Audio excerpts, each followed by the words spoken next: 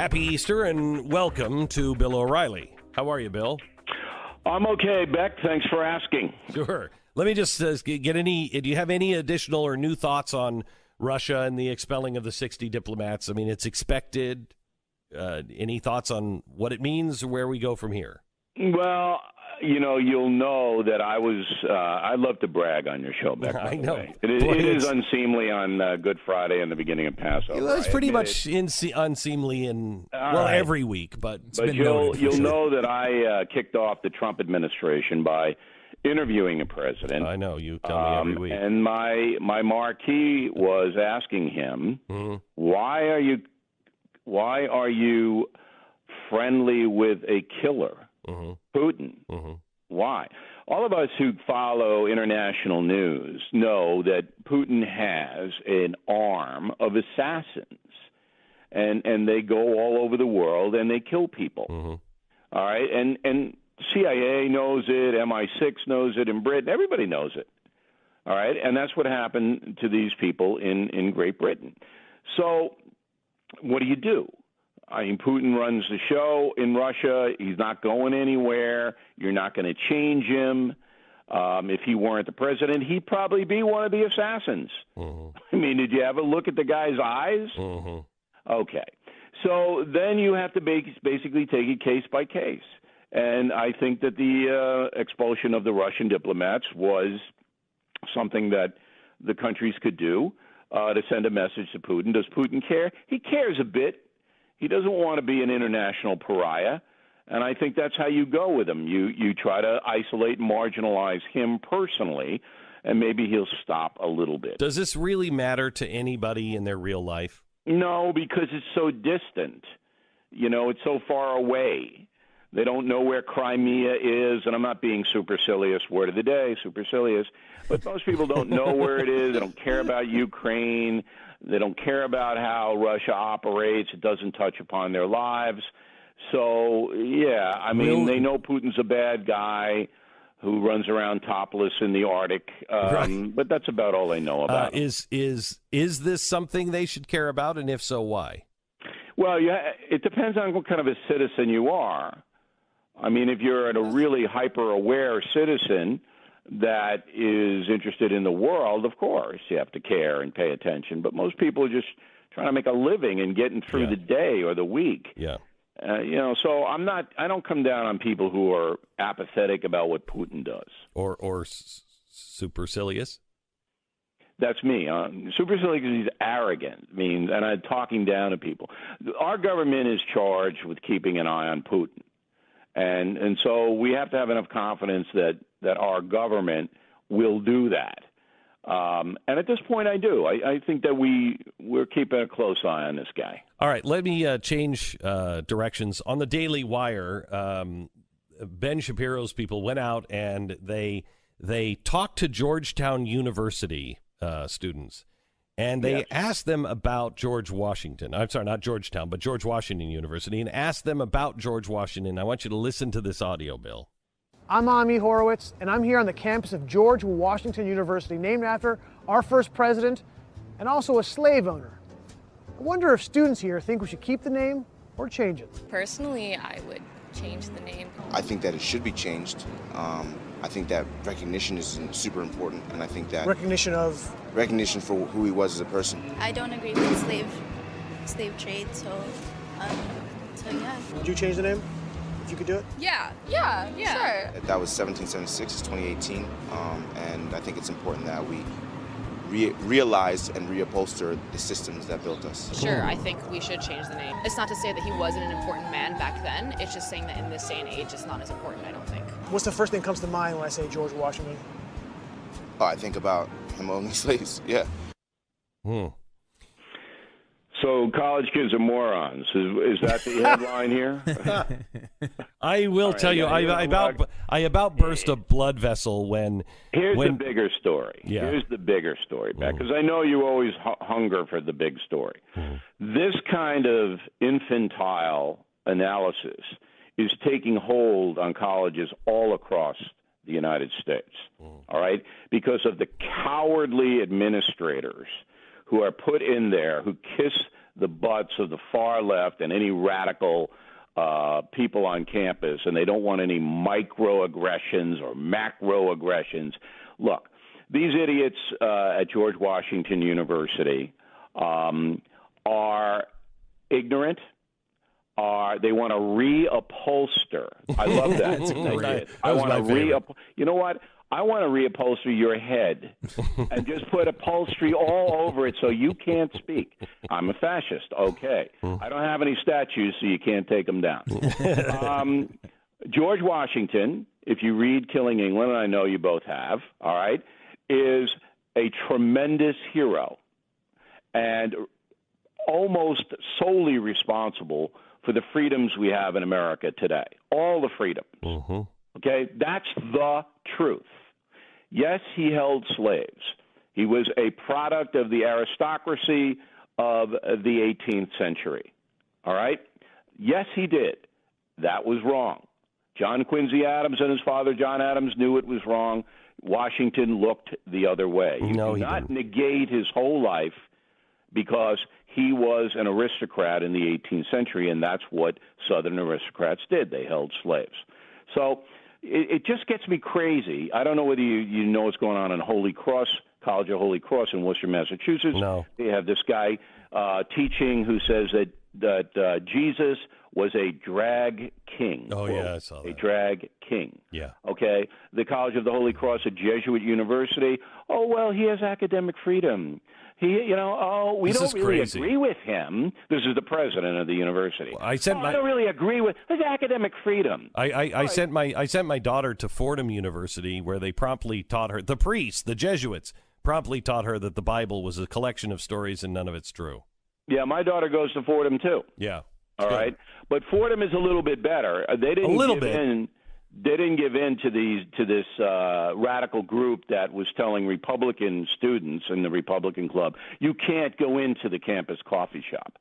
The administration of Fordham stood up to that, okay? But you have an unbelievable wave of cowardice on these college campuses now, and the radical idiots know it, and they use the students, just like they're using this David Hogg kid in Florida, and I hope we get into that in the next segment. We are. Okay.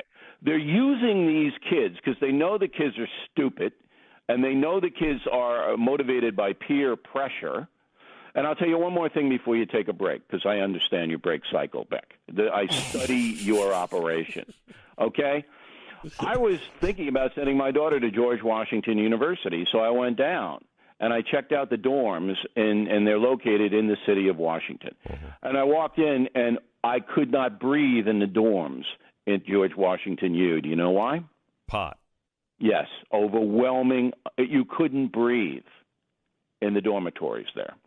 So that tells you all you need to know about George. Well, I will tell you this, Bill, that I don't think these kids are stupid. I think these kids are being misled. I think there is.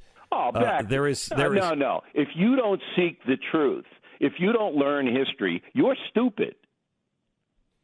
I will tell you that if you were growing up in today's society, where almost every teacher is teaching you falsehoods and the media is showing you falsehoods, and all of popular culture is showing you falsehoods, and rewarding those who fall in line with the falsehoods, I'm not sure that the average person is that intellectually curious.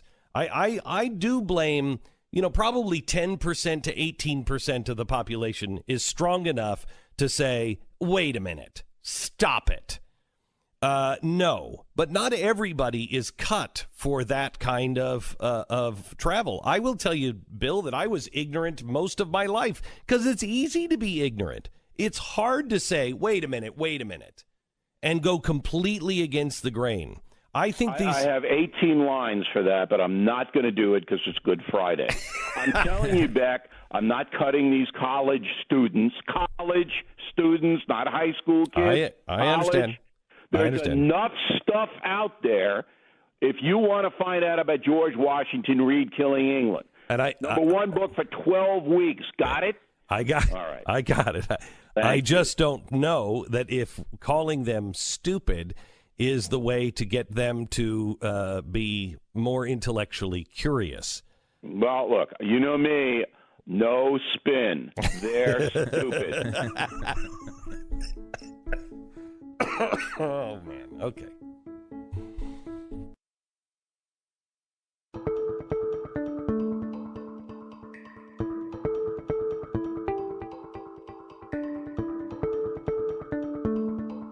Glenn Beck. Speaking of Bill O'Reilly, Good Friday. He's trying to be good, but it is Friday.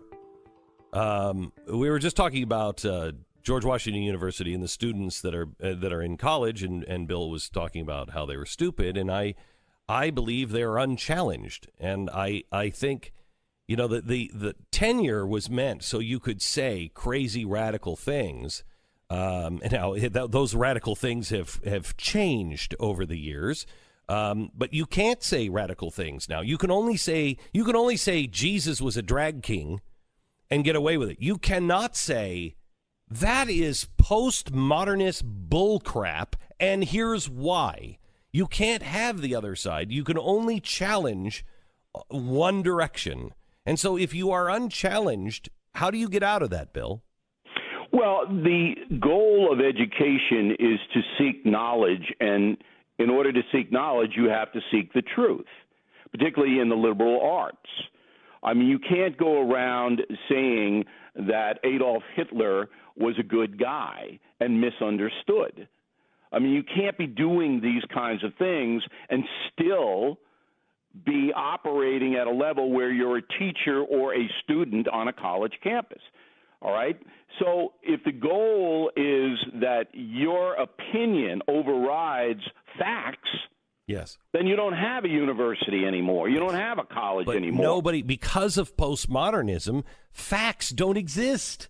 Well, then you don't have a college campus. Yes. Then you don't have one. Yes. Okay, so why don't we just say do away with your grades, do away with your degree, and you can just have a social time for 4 years? Well, haven't we already said that, really? Did you ever hear the academic discipline?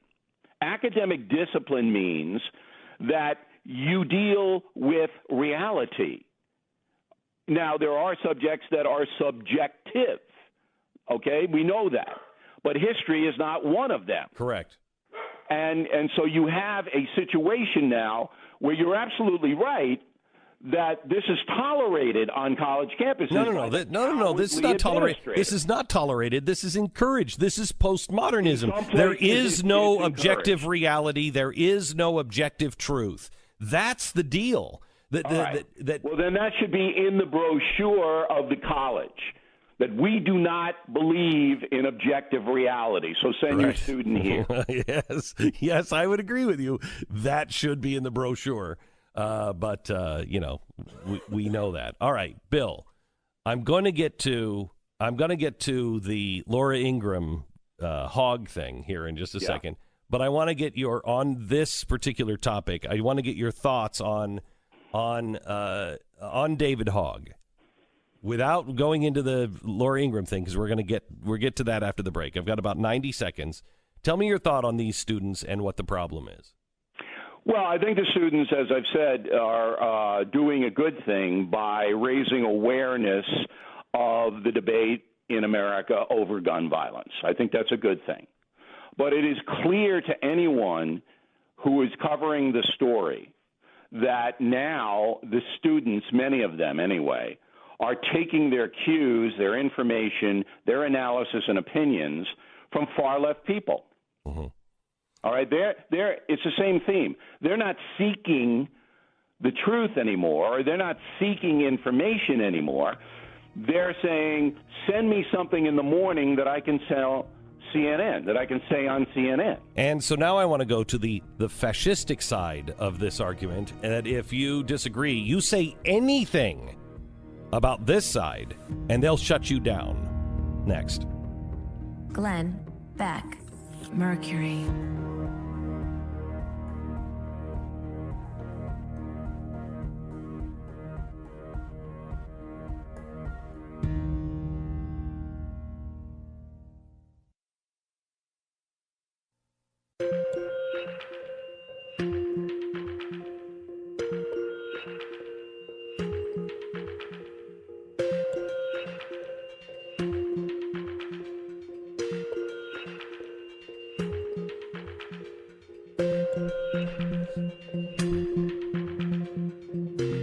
is the Glenn Beck Program.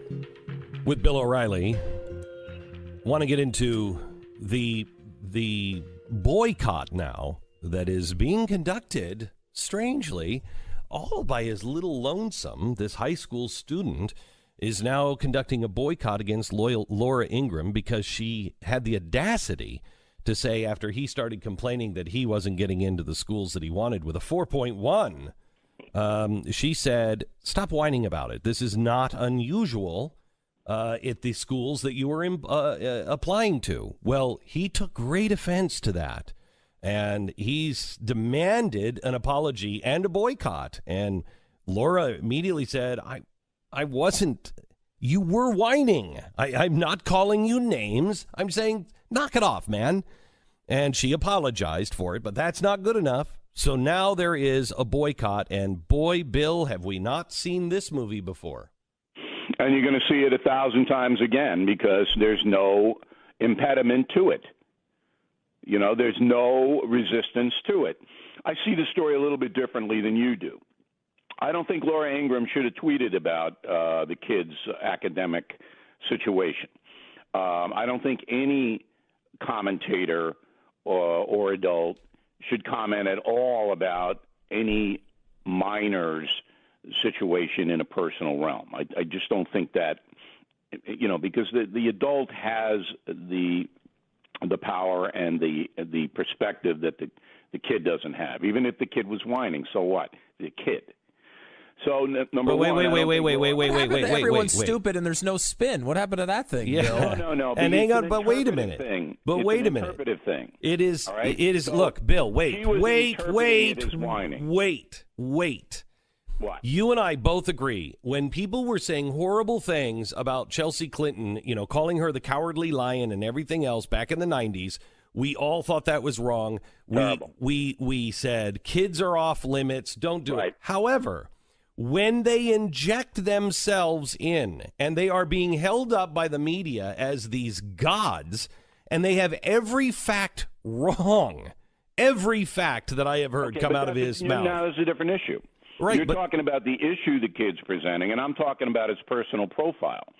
So I don't have any problem with anybody saying, well, we believe David Hogg is misguided because X, Y, and Z.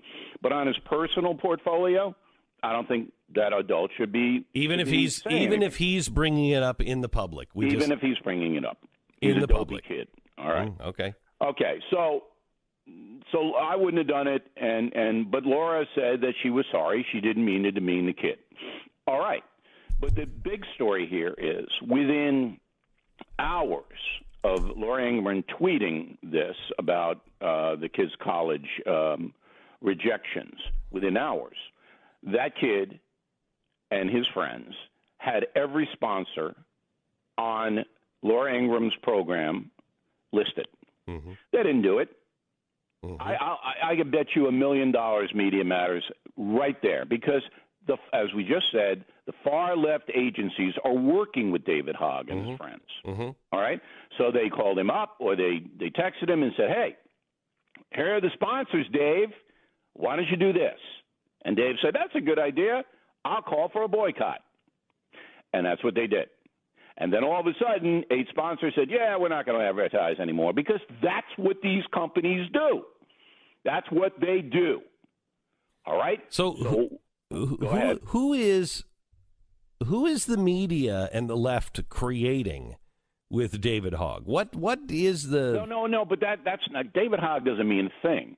The big story is where freedom of speech is really in trouble.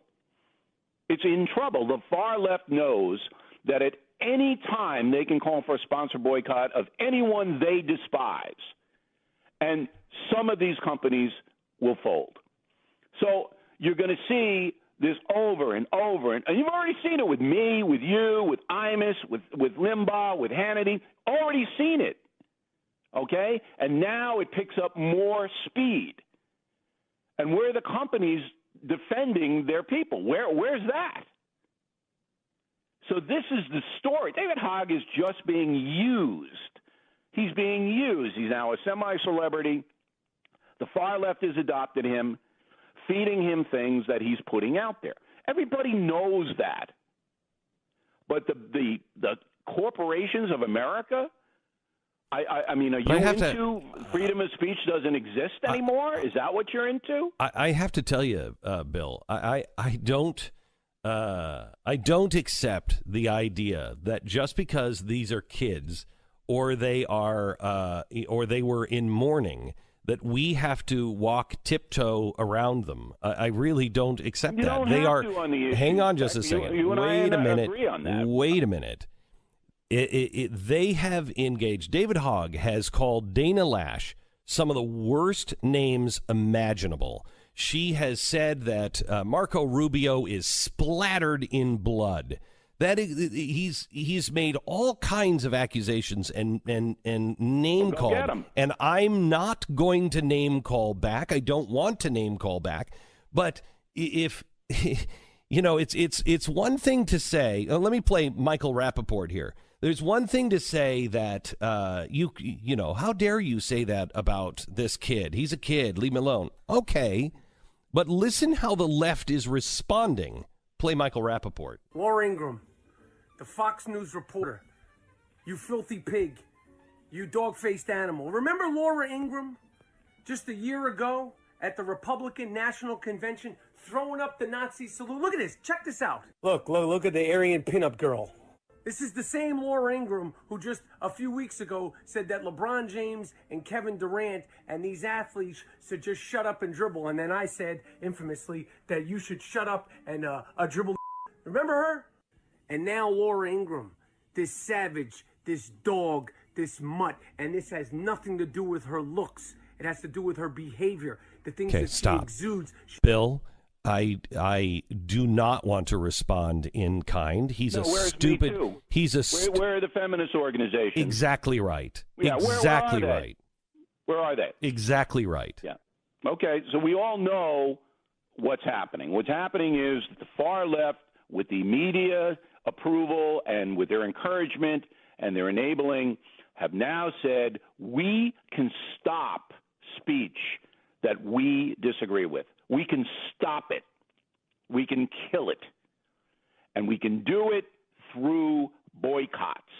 Look, this guy that you just played, nobody cares what he says. Mm-hmm. He's all right. He's a dope. But the boycotts, that's ultra serious. I will tell you this. I don't think a lot of people even know who Michael Rappaport is, and I celebrate that. So I was struggling to put his face and name together. Okay, right. So, I get that.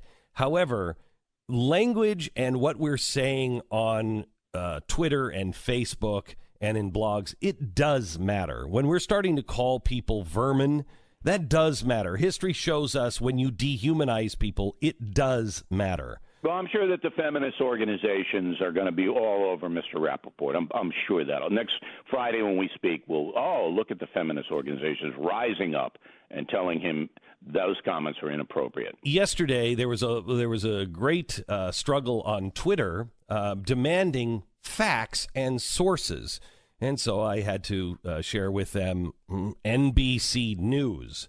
And yet still people didn't believe that the Pulse nightclub shooting, the first target was Disney. He was turned around by police officers being there. They have him on tape scouting it and then coming back later with a gun, putting guns into the baby carriage, and then seeing this enormous amount of people with guns and turning around, then just Googling that his target was not the gay club. That was his third choice. And he never Googled gay club. He just Googled nightclub in downtown Orlando. People don't believe that that was even true, half of the country, because no one reported on it. How do we come together, Bill, if half of the country is getting different news? No, we don't. I mean, it's not going to happen. Maybe some kind of leader will emerge. Maybe it's happened before in our history, who can be so powerful in the White House that they can sweep aside the hatred that has taken hold. Possible. Probable? No. So you got two countries now, all right? And the two countries fight it out, and there are no rules.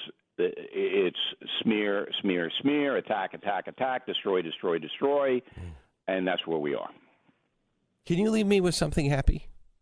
Happy, Beck. Not selling anything. Not selling anything. I think, well, that's hard for me because I'm happy in the area of commerce. I am, but I will. All right.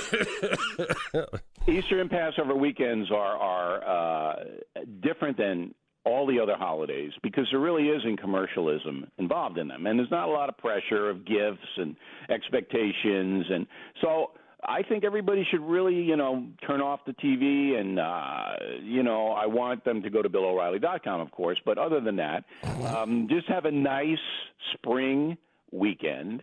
And my tip of the day yesterday on my Twitter at Bill O'Reilly was, if you know somebody who's alone, lives alone, invite them over for Easter dinner or Passover dinner.